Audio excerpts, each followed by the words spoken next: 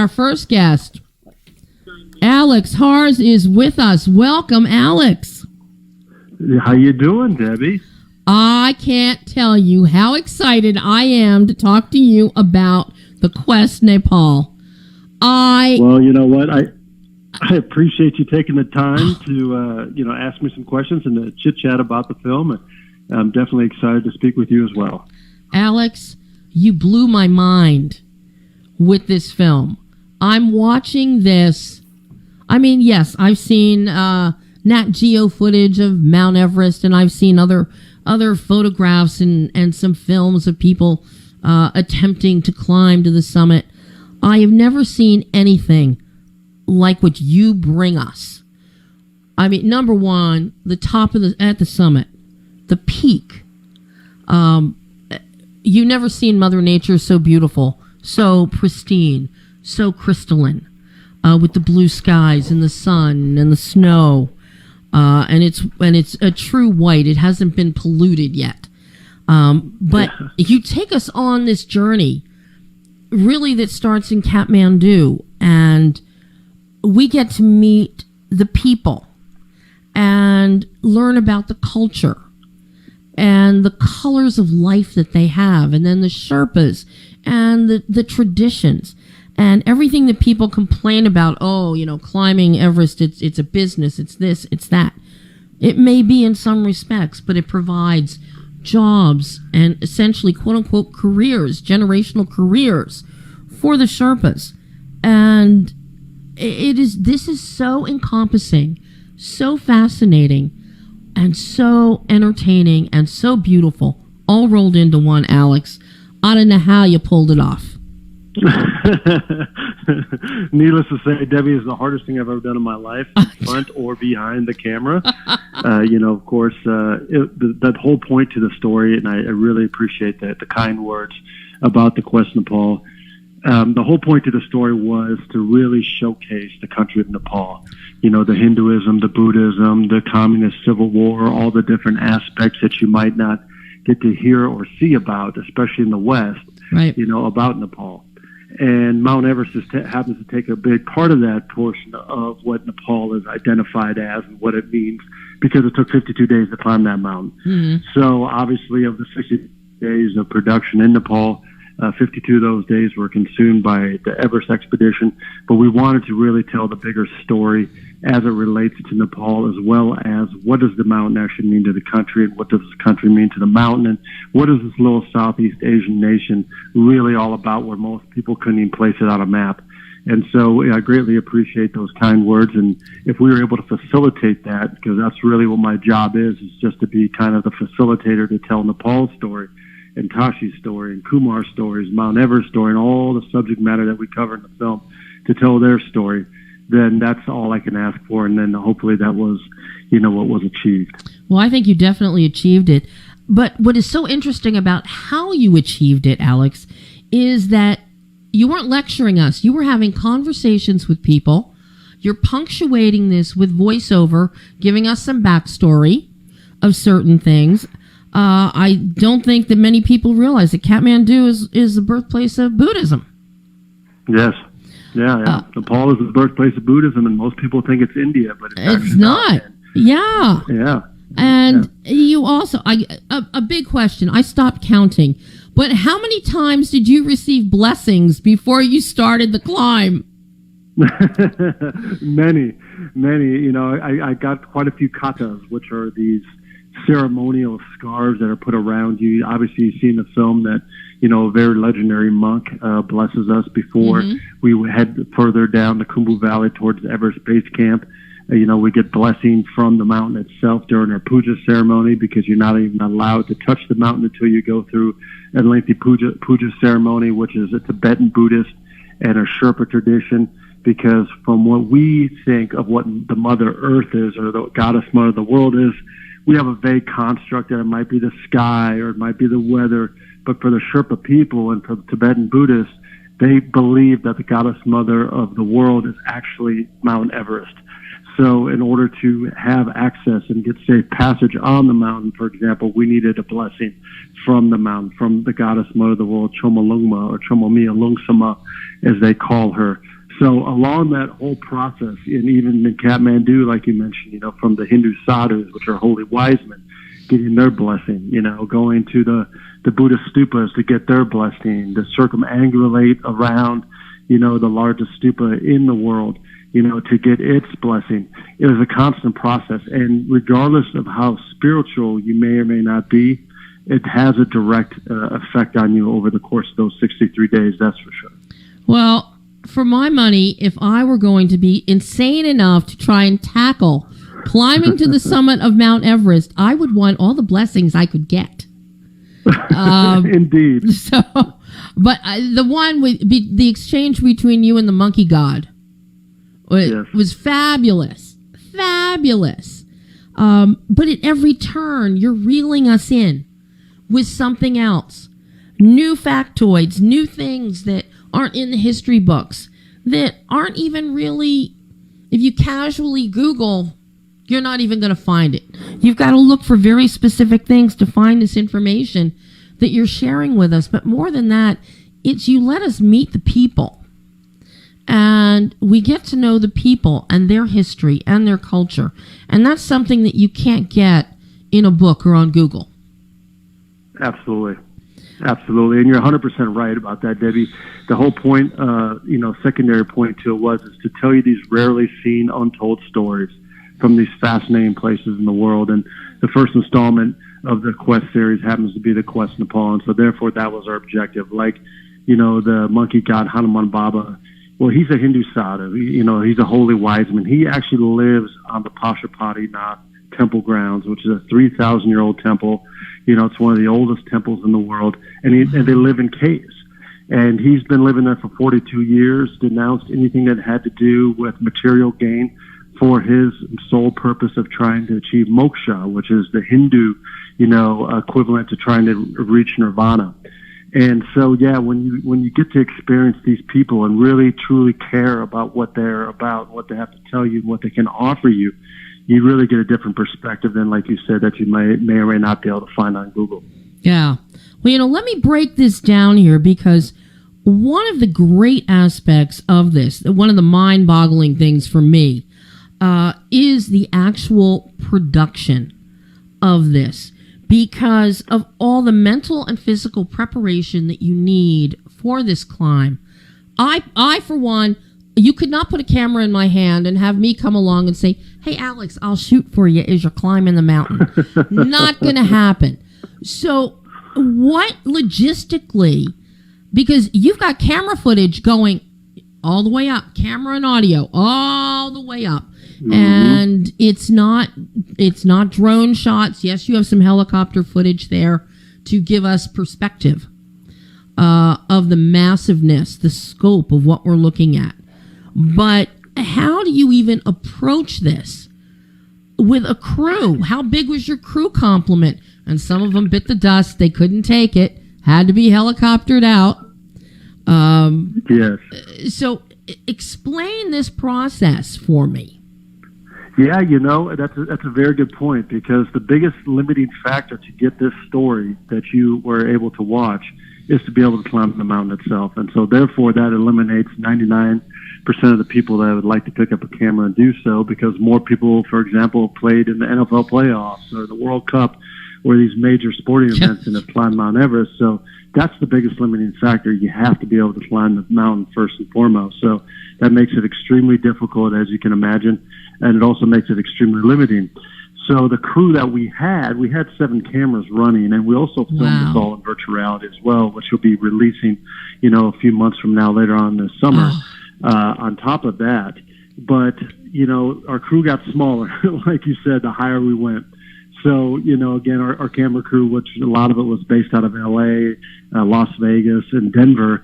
It's the thing that we had to take in consideration. Okay, what do we need in order to get all the footage in Kathmandu? How many people do we need in order to get the base camp, which is at 17,500 feet, mind you? So there's no human civilization that's ever even lived above 17,000 feet. You can't stay there indefinitely. So, just getting to base camp is an arduous 9-day trek in its own right. So that was extremely difficult on the crew. But then when we got there, we had to do all the interviews and get all the preparation and the backstory stuff that we wanted to, incorporate with regards to the rarely seen stuff that you never see about Everest itself. But when we got to the climbing part, we knew, okay, how are we going to actually get this footage? Well, it has to be climbers themselves, people that are actually slated to go to the summit, or the ones that are going to attempt to try to make it to the summit, not the rest of the crew that, A, is not permitted to even attempt it, but B, would probably not be capable of doing so. Sure. So that was then fell back on my shoulders. Ryan Waters, who you see in the film, who was the expedition leader, a good friend of mine, and another good friend of mine who I actually shared the summit with all alone for 45 minutes, Tashi. Mm-hmm. So the rest of the way up the mountain, once we stepped foot into the ice fall, all the way to the summit and back down, all that footage was filmed by us three. Because, again, that was the major limiting factor, was who was actually going to be able to try to climb this mountain to the top. Now, was it my imagination, or did you have a rig, like a GoPro kind of camera or a smaller camera, maybe like a handheld Blackmagic or something? Did you have that on a pole affixed to your back gear? Actually multiple. Yes, actually I had a multiple setup. I filmed everything in POV as well as handheld and dolly shots on a small, handheld camera, because again, weight becomes the big issue here, and also reliability, right? So you can't carry a ton of weight up there because everything gets exponentially harder the higher you go because of how toxic it is and how difficult it is to climb Everest. But also the battery's freezing, or the lens is fogging over. Like, it can go from 100-degree heat index down to negative 60 below zero. So that's extremely stressful on any kind of equipment. So you have to be able to keep it in your down suit to keep it warm so it would even turn on, and so the batteries, don't freeze and they're able to operate. So in order to do that, you have to have small enough cameras to be able to, keep those close to your possession. So I had the POV camera on a gimbal that I used, and I also had a virtual reality camera. And that's maybe the pole that you're talking about. And that was because I wanted to film this whole thing also in first-person VR, to be the first ever 52-day ascent of Mount Everest in virtual reality in first-person VR, because I realized, again, that 99.9% of people on this planet will never have that opportunity to go to Everest, let alone be able to try to summit it. So why not try to give you the closest possible experience of what it's like without being dumb enough to get off the couch and try it yourself? Yeah, well, all of this begs the important question. Did you see a psychiatrist before you embarked on this? It's one thing if you're an experienced climber to want to make this attempt. It's another if you want to make this attempt and shoot a first-person POV movie at the same time.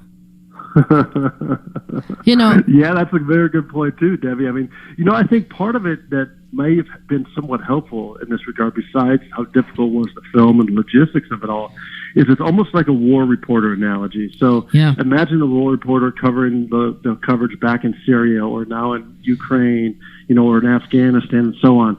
A lot of times war reporters, they end up getting shot and they become casualties of war because they're just documenting it. Yeah. And they have this false sense of security because they're sitting behind a lens thinking, well, I'm not shooting anybody. I'm not a combatant. I'm not in this military. So why would they shoot at me? Well, A, the bullets don't care, and oftentimes the enemy doesn't. So the same thing applied here.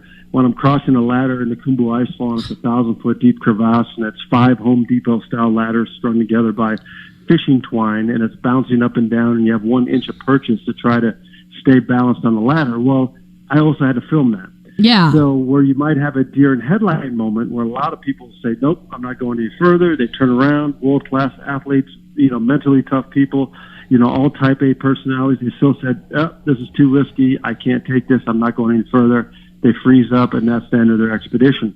Well, the fact that I also had to document all this probably also disassociated me at times from a lot of the danger that I was experiencing, as well as the hardships of how difficult it was.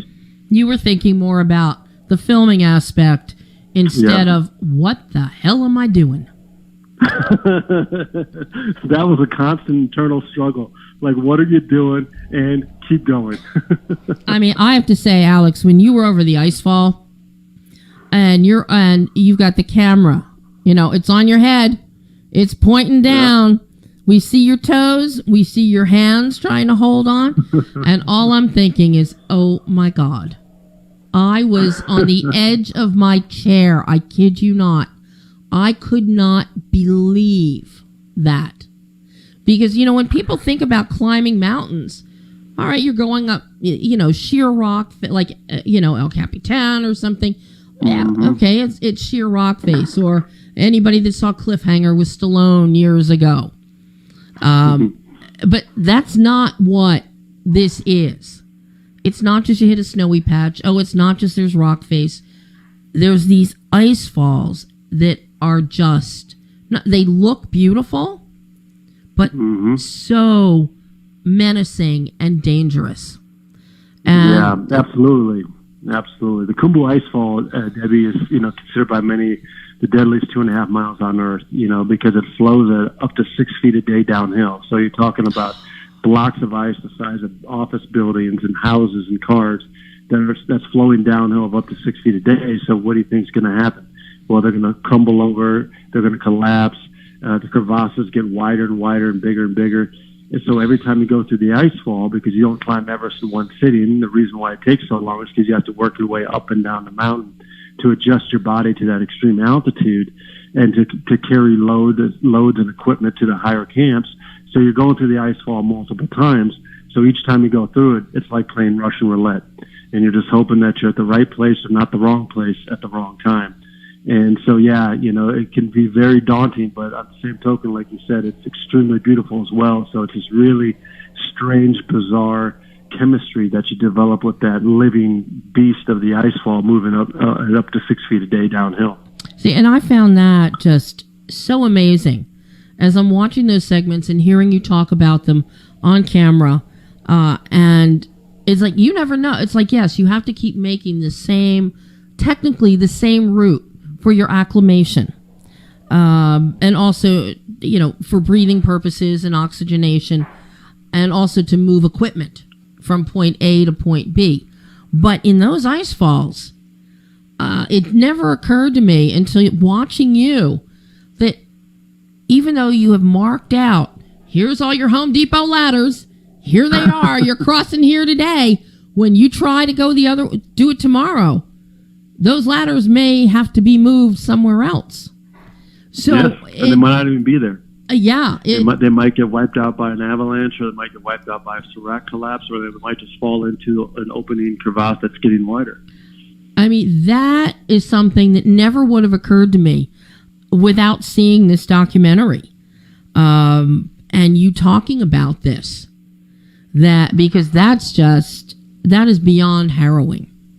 And there's no other way to get around it, though. You have to cross it. That's exactly right. Like Russell Bryce says in the film, he goes, there's nowhere in the world you would climb an ice fall like this, nowhere, except for on Mount Everest. If Mount Everest was the second highest, third highest, fourth highest, or 20th highest mountain in the world, no one would ever climb through that ice fall. But since it's the highest mountain in the world, and if you want to get to the top of the world, you just have to go through that ice fall. You're going to do it. You're going to do it. Nuts like you. Yep. It was a promise. I had to honor a promise to myself as a teenager. Because if I couldn't keep a promise to myself, Debbie, how am I going to guarantee my commitments to you or anyone else? That's just it. And I mean, I commend you for that. It's something that started as a childhood promise. And what I find so interesting is you grew up, I believe, in the Midwest area, which is flat. Correct. It's flat, man. It's as far as the eye can see. Of course, standing on the top of Everest, as far as the eye can see, there's nothing obstructing you. But I find that really interesting in you as a person to grow up on this very, very flat place, and your dream was to be in this mountainous at the top of these mountain ranges at the highest point on the planet. And that's very true. I mean, again, in Omaha, Nebraska, where I had that recollection and made that promise to myself that I would climb the mountain one day, you're absolutely right. There's no mountains anywhere nearby. Closest mountains are 500 miles away. And on top of that, there's no one in that mindset of, I'm going to be a mountaineer, I'm going to get into rock climbing, ice climbing, glacial travel, any of that kind of stuff. That's just not even in the mindset. And so when I had that recollection of sitting on that couch in Omaha, Nebraska, making that promise to myself, I was living in Denver, Colorado, which is a mecca for mountaineering and rock climbing and so on, but I wasn't into mountaineering or rock climbing at the time when that recollection, for some ridiculous reason, dawned on me again after watching daytime television, nothing to do with Everest at all. But it dawned on me, and then all of a sudden I got into mountaineering the next day because that's how the process started. And so I had to start somewhere and I had to learn along the way. I took a lot of formal classes and climbed a lot of mountains to try to get to a position where I could make that attempt on Everest. But during that process, it also showed me, said, okay, I realized that risking my life on Denali in Alaska to climb the highest mountain in North America, or climb the highest mountain in South America in Argentina, or to climb Mount Rainier, or any of the 14ers here in the wintertime, which are the 14,000-foot peaks here in Colorado, and so on. These, to do these things, I couldn't just do it for myself, to risk my life, all the time it takes, all the training, all the money.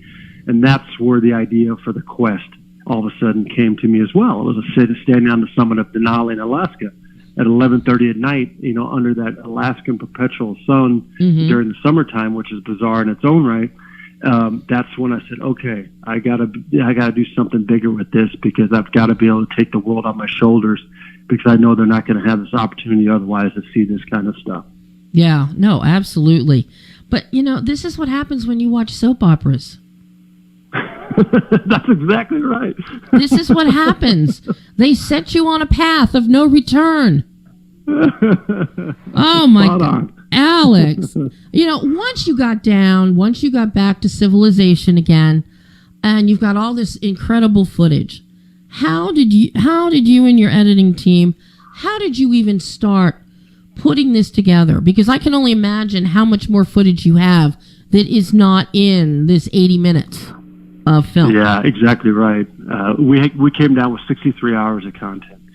And so it took months just to catalog everything, every shot, every angle, every take, every camera, because we had 7 cameras. So we cataloged it by the camera, then we cataloged it by the camera angle. Is it a long shot, medium shot, close-up shot?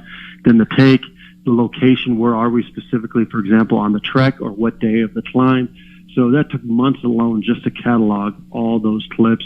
And then, wow. You're right. I mean, if I had it my way, this film would be 3 hours long, but I also know that nobody in this day and age will watch a 3 hour film. I would. I'll watch it. I like that really cerebral kind of stuff, like Werner Herzog and David Attenborough and these kind of things. But I know that also the modern generation is not so apt to sit down and watch a long documentary like that. So that made it another challenge, was to say, okay, we have 63 hours of content that we have to catalog at 2D, VR, all the different cameras and so on. And then on top of that, we have to now make this entertaining enough, short enough, but still informative enough that people will watch it. And so that was definitely a challenge to get it down to those 72 minutes. Wow. Something that you also bring to light in the documentary, because I have heard this over the years as more and more people wanted to start trekking and attempt to reach the Everest summit, was all the quote-unquote the trash that was being left on the mountain at the various points going up there. And this is something that you address in the documentary, and how the environmental cleanup of the mountain, that trash comes back down. You don't leave trash. The different base camp sites, they get broken down, they get cleaned up. I think in this day and age, I think it's very important that you brought that to everyone's attention. Yeah, you're absolutely right. A lot of people don't know that. That's the thing that often in movies you don't do. Uh-oh, you disappeared there. You're very faint. Did you move? Can you hear me now? Yes, there you go. Yep. So yeah, you're right. You're absolutely right, Debbie. Oftentimes it's something that's overlooked, and it's also something that's not even discussed, because you see all the tragedy that happens on Everest. Every year people die. There's no way around it. It's just part of the process. But you see some of the negative coverage with the long lines and these kind of things, and those things can happen as well. But yeah, the Nepalese government, or the Nepalese Mountaineering Authority, and the Sagarmatha Pollution Control Committee, so Sagarmatha National Park, is where Mount Everest actually sits. So they've done a very good job in recent years to say, okay, we're going to take a concerted effort to not only clean up the mountain, but make climbers responsible for that. Otherwise, they lose their $5,000 deposit that you have to give to the Nepalese government. So, they've done a very good job on cleaning up the mountain. They've even sent up teams where their only job is to assist in cleaning up the mountain. Their job is not to go for the summit. Their job is not to do anything else but to help bring down previous years, trash or oxygen bottles and so on. And so they've done a very good job, and you see that in the film, like you mentioned. I interview the person who's in charge of all that, and sharing. It does a heck of a job in organizing and coordinating all of that trash being helicoptered back down either to Kathmandu or to Lukla or to put out a yak and carried down valley. So yeah, they've done a fantastic job, and they'll continue to do so because you're talking about the mountain was first climbed in 1953. So there's a lot of continual work that will continue to be done in order to get the mountain and get to the Chomolungma, Mialungsama, the goddess mother of the world, as pristine as possibly can, given the endeavor of climbing Mount Everest. Yeah, I was so glad that you included that. Because I knew that there was environmental cleanup that was happening on the mountain, but that's not something that's really brought to light. People are more likely to talk about the trash. Right, exactly. But no, there are people who are taking care of that to restore. And from the looks of things, it looks like the mountain's in pretty good shape right now. Yeah, it's getting better and better. And, again, the logistics are really on point. The effort is there. And as long as the international community, mountaineering community, because, again, it's a hodgepodge of people from all across the world that come there for 2 months. It's, essentially the United Nations on a moving sheet of ice at 17,500 feet for 2 months in tents, that if everyone from the different parts of the world that they come from to go climb this mountain, has that same mentality, boy, you're going to see that stuff even be expedited even further. So, the Western climbers are extremely good with it because that's something that we're taught, the leave no trace mentality and so on. And so, it really, really has come a long way in the last several years. So now what's next for you, Alex? You have now conquered the top of the world, and you've made a documentary about it. How do you top it? How do you top this? Well, here's how we're going to top it. We're not going to top it from the standpoint of necessarily saying, the adventure element of the quest, will it be topped? That's not for me to decide. That's for other people to judge. But we wanted to make the Quest Nepal the first installment of this ongoing series. And the reason why was, okay, talk is cheap. A lot of people say they want to go film this, they want to go film this, they want to do this. And a lot of people say, we love the treatment, we love the story, it all looks great, but can you actually do it? Right? Because the odds of actually pulling it off are extremely low. So we said, okay, let's put our money where our mouth is. Let's try the hardest thing first, because if we're able to pull that off, then I think that we have a pretty good chance of success to replicate that same formula to the other places in the world that we want to go and tell these rarely seen, fascinating stories about these amazing places on our planet. So what we have lined up, we have about the next 4 or 5 installments lined up, locations lined up of where we want to go, and we're going to start going into pre-production for the next quest probably sometime this fall. And depending on factors, for example, COVID was a huge restricting factor in recent times of where in the world we can go. But geopolitical factors, for example, is coming to play. In this case, one of them was going to be in southern Russia in the Caucasus Mountains. Well, with a blue passport, going to Russia right now is probably not in the cards. Not a good idea. Yeah, not a good idea. So, depending on the geopolitical situation and the landscape, and also the time of year, of course, because a lot of it's seasonal, depending on where you're going, will dictate where we go next. But we'll unpack and figure that all out here this fall, and we'll set up for the next 1 or 2 quests in 2023. Well, and in the meantime, later this year, you're going to have the VR of the Quest Nepal for us. Correct. Yep. And that's going to be called the Quest Everest VR experience. It's a 26-minute experience, and it's going to be able to take you on the 52-day expedition all the way from the trek where we land in Lukla all the way to the summit and back to Kathmandu. So you're going to get a first-person perspective of what it's like to actually climb that mountain. So yeah, that's we're excited to be releasing that later on this summer as well. Wow. Well, after you release that, I have to see it. You definitely will have to be back on the show so we can talk about the VR experience. Absolutely, absolutely, and I'd love to hear what your thoughts are of what it's like to look down my shoulder right into a crevasse and so on in virtual reality. I want to experience that. It's so scary. It's something you want to do. Yeah, yeah. Okay, I'm one of the nut jobs. Okay. Absolutely, definitely, and it plays tricks on your mind. Yeah. Just to see sample footage and only a handful of people seeing some of the sample footage, but you see them grabbing for the wall, or you see them, spinning around because they're just captivated by what it looks like from the summit or on the Hillary step or, the knife edge cornice traverse and so on. And just to see watching them watch the footage, to me, is absolutely fascinating in its own right. Well, we're going to definitely talk again about this. But unfortunately, Alex, we're all out of time today. Now, where can people watch the Quest Nepal right now? Absolutely. So if anybody wants more information about the Quest Nepal or all the different channels and platforms where it's currently available to be seen, all you have to do is go to thequestnepal.com.